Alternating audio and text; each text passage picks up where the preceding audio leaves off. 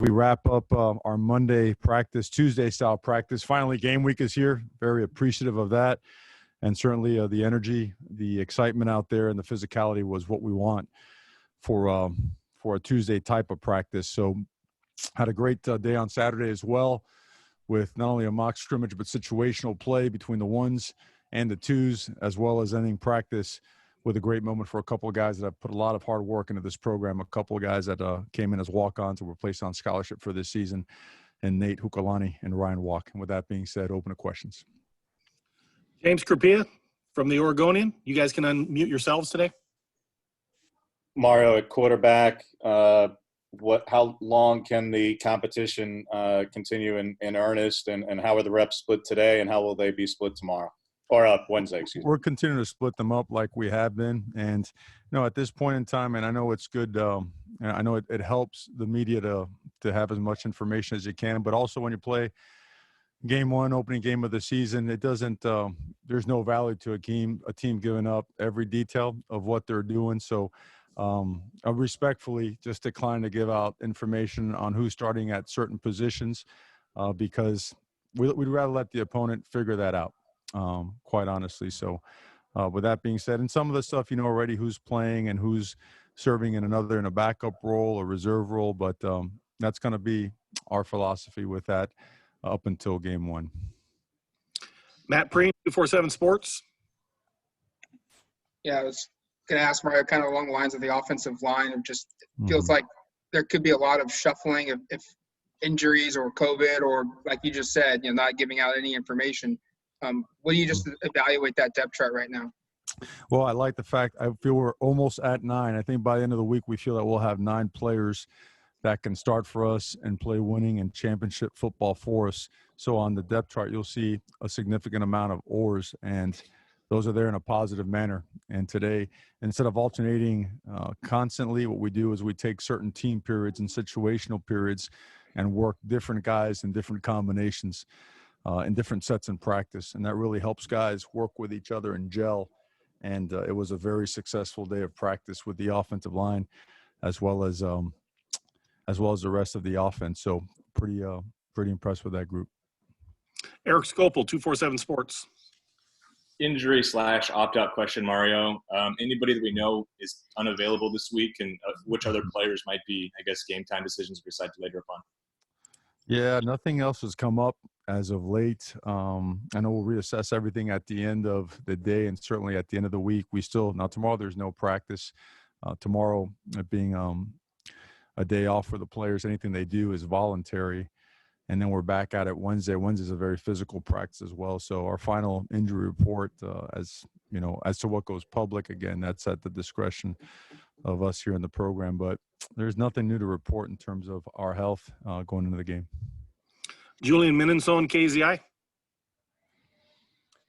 Mario, how much of last year's game do you watch from a film perspective, especially considering the turnover on both sides for you guys and for Stanford? How much do you watch from a film perspective? Can you take anything from that?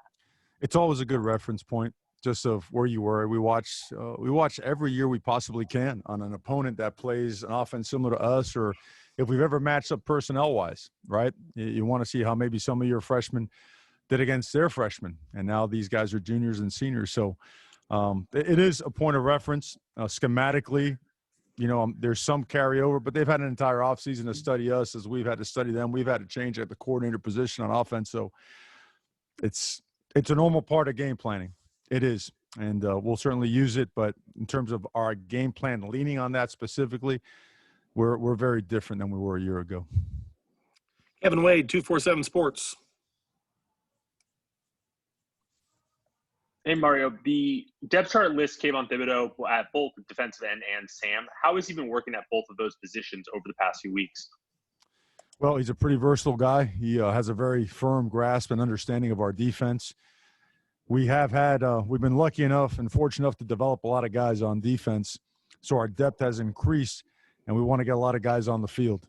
His understanding and knowledge allows that flexibility. He has excelled at both, and anything we could do to maximize production on defense, we're going to do. So he's done that, and we have, again, throughout our camp, which is not a normal camp, he's had plenty of reps at both of them. So we expect him to do really well at both positions. Ryan Thorburn, the register guard.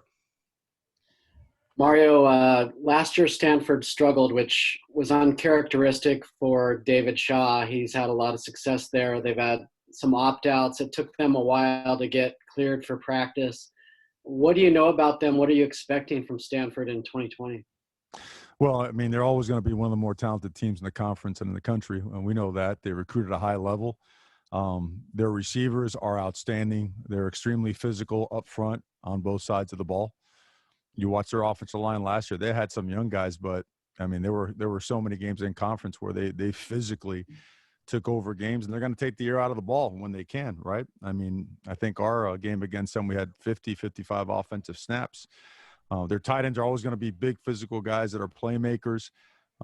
Their quarterback last year, I believe he had over, 1,800 yards in the amount of play that he had, and his touchdown interception ratio was fantastic. This guy's a really good player that could do with his arms, with his feet.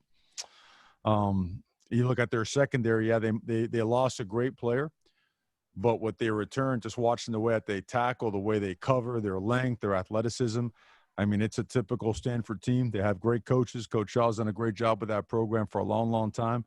So we're expecting their very best, and we're looking forward to this opportunity on Saturday. Warren Williamson, Oregon Duck Football News.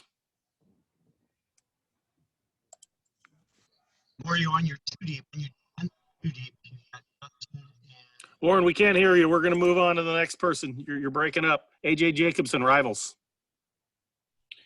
Coach, I see that you have Jamal Hill in there at nickel, and it seems like the emergence of Jamal has allowed you to shuffle some other guys, like have Verone at free safety because of that. Talk about his emergence and what it's meant to that secondary. Jamal's a really physical, explosive guy. He's when you're recruiting guys like that, you look at him like size, speed guys. He's 6'1", maybe a little bit more. I'm not sure. I think we list him at 6 feet, but that's off. I mean, he is a 210-pound guy that can run and strike and cover. He's got great hips. He's got great length, catch-up speed, closing speed, great instincts, great ball skills, very versatile player. You're going to see Jamal play a lot of things before he leaves Oregon. He's a really good one. But because of his emergence, you mentioned Verone. Verone has really been a productive guy for us, and he's emerging more, as a leader, and his flexibility allows for other guys to get on the field. And, we've talked about Pickett and Stevens and some of these other guys, Jordan Happel getting here, and I don't want to miss anybody, but we just feel like we have a good amount of the right kind of depth there. Guys that are knowledgeable, that have flexibility and versatility, allows Coach Avalos to call and dial up some things that, that he has confidence in to keep offenses off balance. So, again, credit to Jamal and his coaches because they've done a great job preparing him for this season. James Crapia.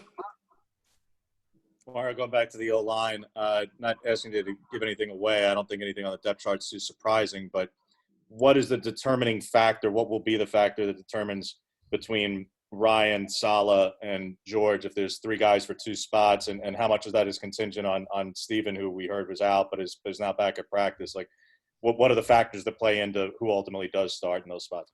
Well, Steven's not out. Steven's practicing, and he's all those guys are practicing with the ones.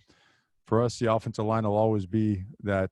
I know a lot of people talk about the 5 best players independently, and our philosophy is the 5 players that play collectively the best together as one. And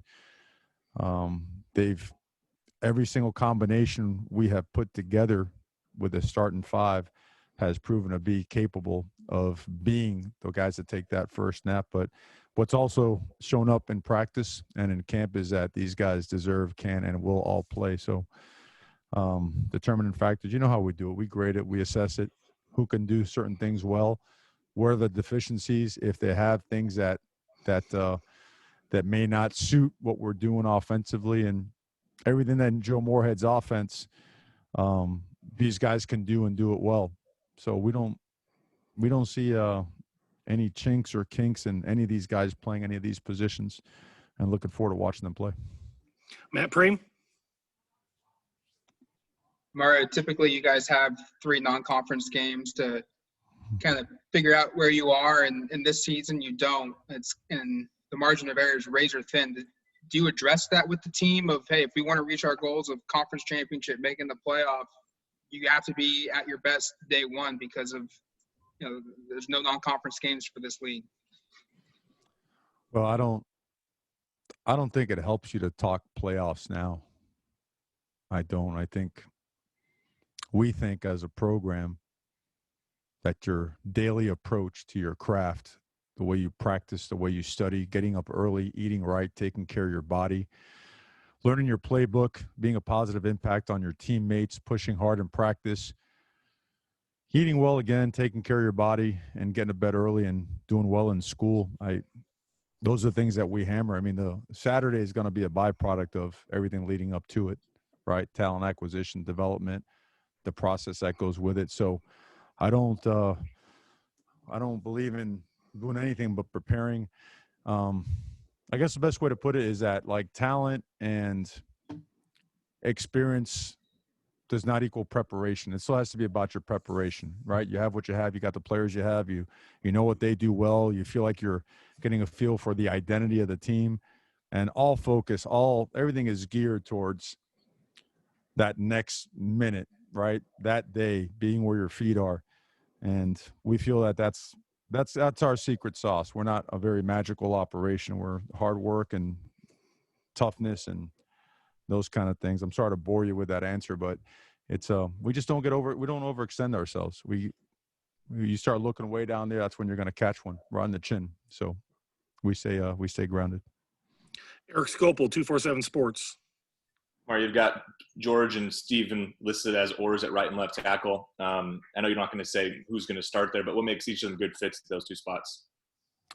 They're just really good tackles. They've also played really well at guard. I don't mean to throw some more oars in there and confuse anybody, but they just versatile. The way we have a real unique way for developing and grooming offensive linemen.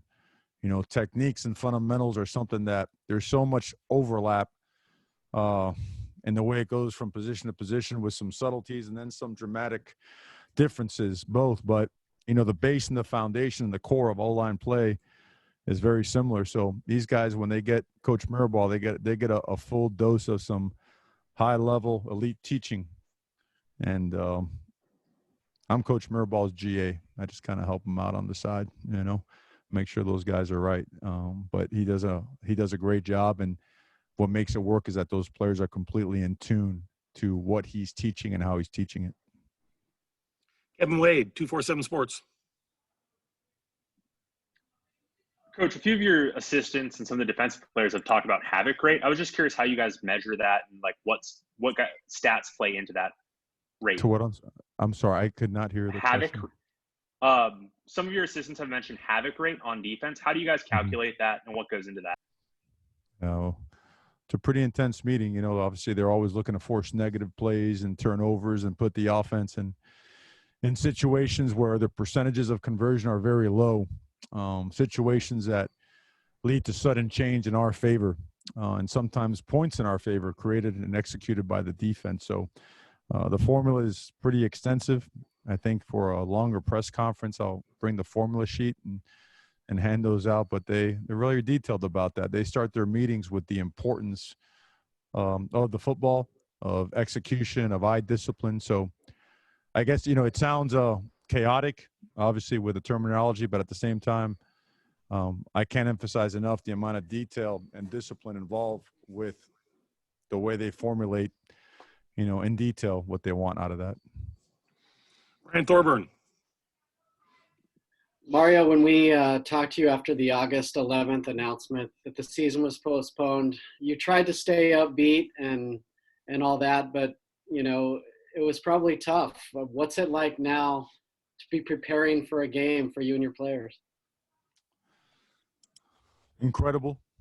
We're very thankful. We're very grateful when you have something like this that all of a sudden it just stops. It's taken away, and for the right reasons, right? I mean, we're all going through something in the country right now, and we get it, but it's very difficult because you just identify with it at this time of year, like it consumes your entire existence, and all of a sudden, help me realize what a boring human being I actually am. But aside from that, glad to be back, really fired up to be back. love the processes, the way that they're in full swing. There's like there are no hiccups right now. It feels like we've been at it, and it needs to show on Saturday, right? All this stuff that we're doing needs to continue to accumulate and continue to boil and just continue to elevate, so that come Saturday we're playing our best football. AJ Jacobson. Coach, as you kind of alluded to earlier, there's a lot of oars on the organizational chart, particularly on offense. There's just one on defense. There's a whole bunch of on offense. What would you say that's an indication of the fact that there's so many oars sitting there at this point? Yeah, the competition has really increased. There's some, part of it, there were more, and I don't want to say other positions were closed, but there was a lot more parity at certain positions, and guys have really taken it upon themselves to extend and push each other competitively to where they're making us, and this is a great thing, they're making us have difficult decisions to make, which is what you want. The last thing you want is to have a clear-cut choice and clear-cut separation that's so drastic that, something should happen, that there's a huge drop-off at a certain position. So we see it as a positive, and we're excited about it. James? Mario, you mentioned havoc rate for your defense. Going back to last year's game, they caused 7 tackles for loss on just 54 offensive plays. That was by far the best rate against you guys last year. Other than the fact that Casey Tuhill was there and he's not now, how do you go about addressing something where they were very stronger than anybody at creating negative plays against you guys? Sure. Well, we dove into the RPO world, and we ran a lot of open edge runs, 2-man surface runs, and sometimes they got into their base run, the odd tight front, brought corner fire to boundary runs, nickel fire to some of the stuff to the field. We got chased down from behind sometimes, and the wide zone stuff out of the pistol. There were things there that were avoidable, and some things they just did a really, really good job. I mean, they are extremely sound, extremely physical, and when they get in their 4-3 stuff, they're penetrators. When they're moving in their odd stuff, the same thing. They whip it around all over the place. So we got to do a better job blocking them and scheming them. And certainly when you have the opportunity to make plays, you have to make them, because, again, you just don't have many opportunities. The play count against them has been extremely low, maybe the lowest in the country over the last several years. So there are no wasted plays to be had on Saturday. Eric Scopel. We haven't talked a lot about special teams, I think, this fall. Kind of talk about Tom and Camden and the camps that each of them had, and then you list 4 players as possibilities at punt returner, maybe the merits from all 4 of those guys. No, it's great that you bring that up. I want to highlight. I don't want to jinx anybody, but I mean, Tom is he's been doing an unbelievable job. Really excited to watch him play some live ball. He's come a long way, been through a lot. Tremendous person, great teammate. I know the entire team is excited about him, and hats off to Race. Also, Race has made that punting position a battle. He really has. And and all 3 kickers. Cam is definitely our kicker right now. He leads.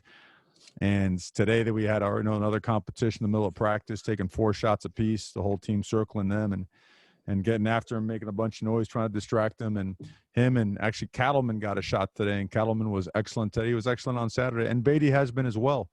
So those guys have improved as much or more than anybody in the program over the past several months. Did a really good job. Fired up for those guys and proud of them for their work invested. Matt Preem. Happel's listed at nickel and also at safety for you. Just what's the versatility you're expecting out of him this season? And it feels like a pretty significant addition so late in the, I guess, off season. Yeah, well, the good part is no training wheels for him, right? He understood the terminology right away and just walked in the door, and he's making he's making his calls on the back end. And then from a culture standpoint, tremendous amount of respect for the program over there that he came from. And I'm sure there's similarities in the way that we do things and the standards that we hold our guys to. So he's been a great addition in every sense. Very fortunate to have him here with us. We got time for 2 more. Let's go with AJ Jacobson. Coach, normally Stanford under Coach Shaw has been an offense that really packs guys tight into the formation, big bodies. This year it looks like they've got a quarterback that can really throw the ball too. What are you expecting out of that Stanford offense on Saturday? Everything, quite honestly, because you sum them up right there just perfectly. They do have a great quarterback that can make all the throws, and their wide receivers, they're about as good as we'll face this year and have faced in the past, and they have experience, and they're big, they're explosive, and they're fast. And this is a really good offensive line and big physical tight ends. You know, they multiple tight end sets, extra tackles in there, unbalanced formations, downhill gaps, gap schemes, counter schemes, two back power, two tight end, two back power, play action passes, and they'll spread you out and chuck it all over the place, and the quarterback could run. So their package is pretty extensive, and their personnel gives them a lot of flexibility, and maybe more flexibility than they have in years past. So there's a lot to prepare for. They have a lot of good athletes at these positions as well. So our defense, I know, is preparing as best they can because they know this is going to be a great opportunity. Last question to James.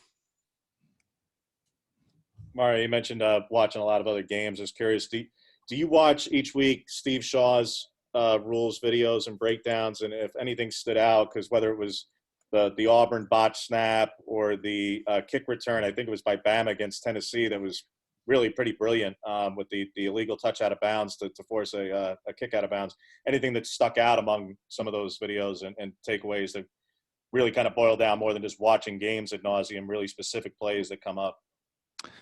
A lot of stuff has come up now in a short amount of time, and we do get those videos and we get those CAI reports as well, and you read through them, and it's almost like, you know, taking a test before the test. But I mean, the subtleties of making sure you don't line up on the snapper, right? You can't have your shoulder tips touching his shoulder tips, or all of a sudden a 4th and 1 missed field goal ends up being a first down for the offense if you break that rule, you know. And then some of the things involving substitution and the ability to substitute at a certain pace, or, you know, holding that other side of the ball to have to substitute at a certain pace.